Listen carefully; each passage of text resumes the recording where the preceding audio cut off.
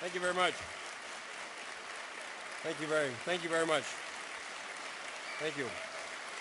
Thank you very much. Thank you. Thanks. Thank you. Thank you very much. Thank you. Thank you very much. Thank you. Thank you very much.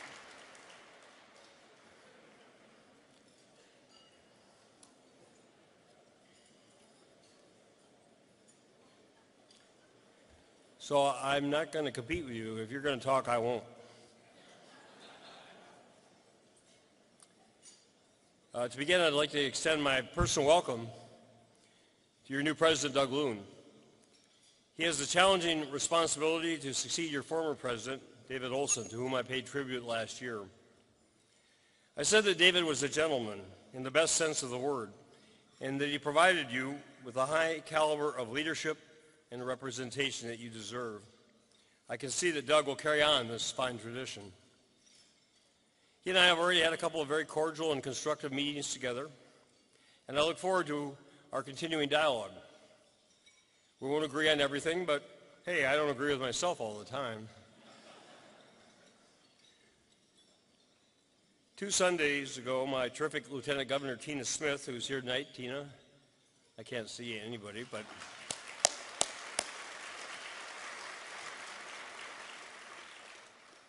and I paid one of the most profoundly painful site visits of my career. We went to a mosque in Minneapolis, which had been vandalized just days before. The broken outside doors had been partially repaired. However, there were still holes in doors and walls inside the mosque. There have been other incidents of bigotry in our state toward people because of their Muslim faith, and I have denounced them, saying how un-Minnesotan they are.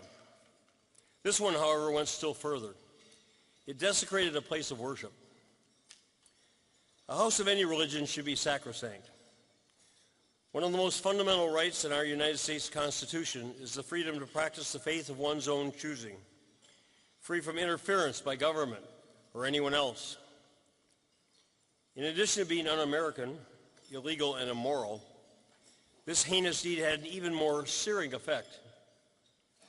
Children of ages 5 to 15 had to walk by this damage on the way to their religious instruction classes. I thought to myself, what does this say to them about who they are? About their right to be who they are? About their acceptance by other Minnesotans as they are? I urge you to use your moral authority as leaders in your communities to take strong public stands against any acts or expressions of religious or racial bigotry. The acceptance of people of different religions, races, cultures, and nationalities is one of our state's most important challenges and opportunities. In addition to being the proper and legal course of action, this acceptance of relative newcomers to our state has another crucial benefit.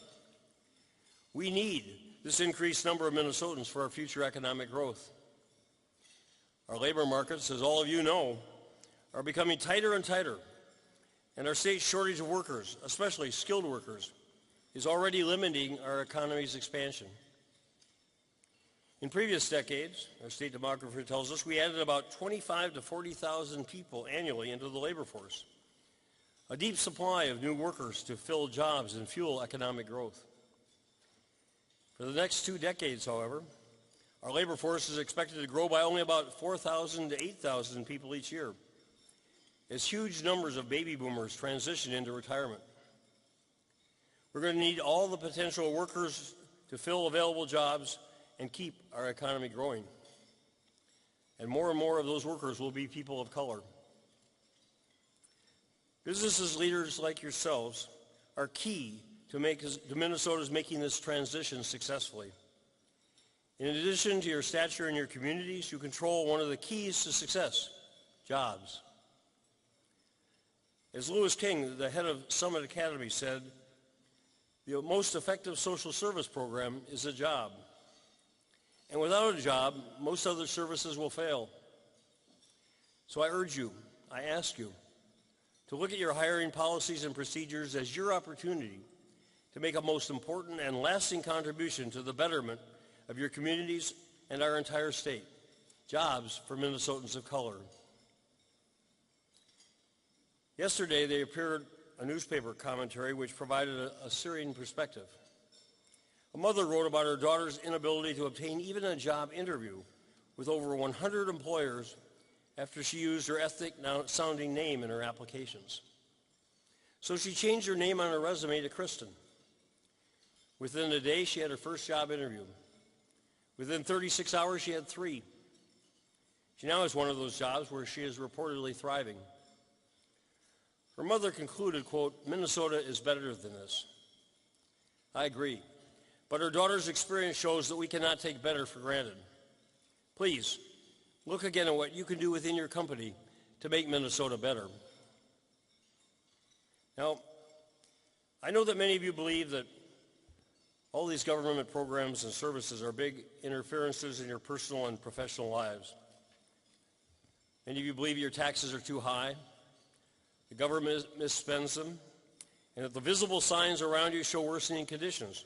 Highways are more congested, roads are more dilapidated, bridges are less safe. The school achievement gap continues.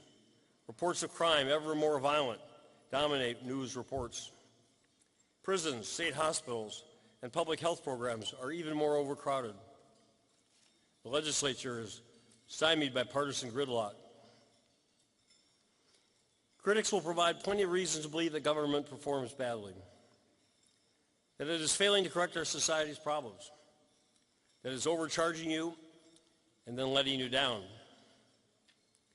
What I want you to understand, and I speak from my experience of the past 40 years working in and around government, working to improve our social conditions, and working to help underperformers become more successful for their sake and ours, is that the problems of our population, of the 5.5 million people who live in Minnesota, are larger, deeper, more complicated, and difficult to resolve than ever before in my lifetime.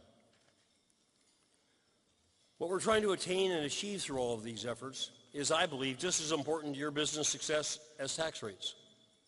It's the quality of the community in which you live and the vitality of the communities in which you operate. Government's role is to take this ever-increasing number of ever more disparate threads and knit them together into one mosaic, ideally one which is congenial and compatible, but at least one that is not dangerous and destructive. Of course, governments cannot and should not try to accomplish all of that by themselves. Your businesses and civic organizations play vital roles. Churches, community centers, athletic, artistic, and other cultural activities are crucial. But for the people who are the most difficult and potentially destructive, government more often has to step in as the last resort. And for a multitude of reasons, there are more and more Minnesotans who need that last resort. You may not like to hear it, but the plain facts are that more Minnesotans need more help. They need more professional nurturing, education, and guidance during their first years of life. Better, more available, and more affordable childcare is crucial for children and their working parents. Pre-kindergarten services for our 4-year-olds, leading into our phenomenally successful all-day kindergarten, are essential to close the achievement gap, reduce juvenile and adult crime, and build a more productive workforce. Better college preparations for the jobs you will offer today and tomorrow are equally important. Our prisons and our jails are badly overcrowded. Our state security hospitals are overpopulated and understaffed.